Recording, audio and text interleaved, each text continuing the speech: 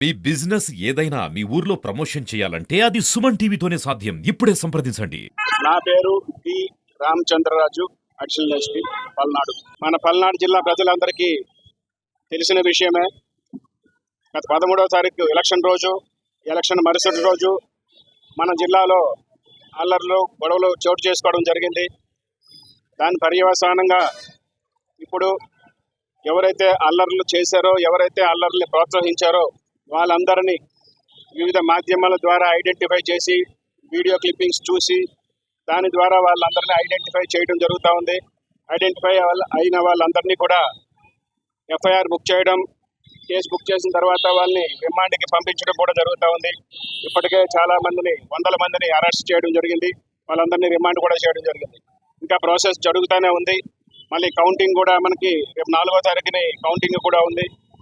ఈ జిల్లాలో 6వ తారీఖు వరకు కూడా 144 సెక్షన్ అమల్లో ఉంది. కాబట్టి ఆ కౌంటింగ్ రోజు కానీ, తర్వాత కానీ, ముందు కానీ ఎటువంటి అల్లర్లకి ప్రోత్సహించినా, ఎటువంటి అల్లర్లలో పార్టిసిపేట్ చేసినా పోలీసు వారి చర్యలు చాలా కఠినంగా ఉంటాయి అని తెలియజేయడానికి ఈరోజు మన పల్నాడు జిల్లా SP Mallika Garg IPS madam గారి ఆదేశాల ప్రకారంగా ఈరోజు ఈ వినుకొండ పట్టణంలో ఈ పోలీస్ మాక్ డ్రిల్ని నిర్వహించడం జరిగింది.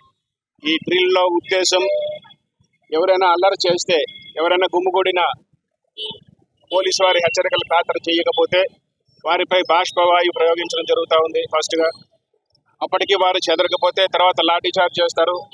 లాఠీ చార్జ్ చేసిన తర్వాత అదుపు కాకపోతే వారి మీద ఫైరింగ్ చేయడానికి కూడా ఎటువంటి సందేహం లేకుండా, ఎటువంటి వెనకడుగు వేయకుండా కాల్పులు కూడా జరిపి ఆ అల్లరి మోకలు అణచివేసే ప్రక్రియలో భాగంగా ఆ డ్రిల్ ఎలాగ ఉండబోతుంది. ఇది డ్రిల్ మాత్రమే. ఏదైనా అటువంటి సంఘటన వస్తే అంతకంత క్రూరంగా ప్రవర్తిస్తారు. అంచేత ఎవరు కూడా ఈ అల్లర్లో పార్టిసిపేట్ చేయడం కానీ, ప్రోత్సహించడం కానీ చేయకుండా ప్రశాంతంగా ఎవరి ఇళ్లలో వాళ్ళు ఉండి, అది ఆ రోజు రిజల్ట్స్ రోజు కానీ, ఆ గెలుపు కానీ, ఓటమి కానీ ఏదైనా వాళ్ళ ఇంట్లలో ఉండి వారు ఎంజాయ్ చేయాలి తప్పదే రోడ్ల మీదకి వచ్చి సంబరాలు చేయటం ఇటువంటి ఏమీ ఉండవు.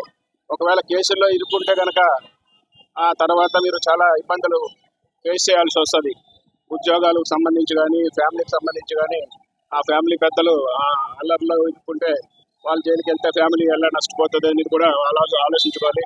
కాబట్టి అందరికీ విజ్ఞప్తి, మా పోలీస్ డిపార్ట్మెంట్ తరఫున, మా జిల్లా ఎస్పీ గారి తరఫున జిల్లా ప్రజలకి, ఈ వినుకొండ పట్టణ ప్రజలకి విజ్ఞప్తి చేస్తున్నది ఏమంటే, ఎటువంటి అల్లర్లు ప్రోత్సహించడం కానీ, పార్టిసిపేట్ చేయడం కానీ జరగకుండా ప్రశాంతంగా ఉండాలని అందరికీ కోరుకుంటాను. Thank you.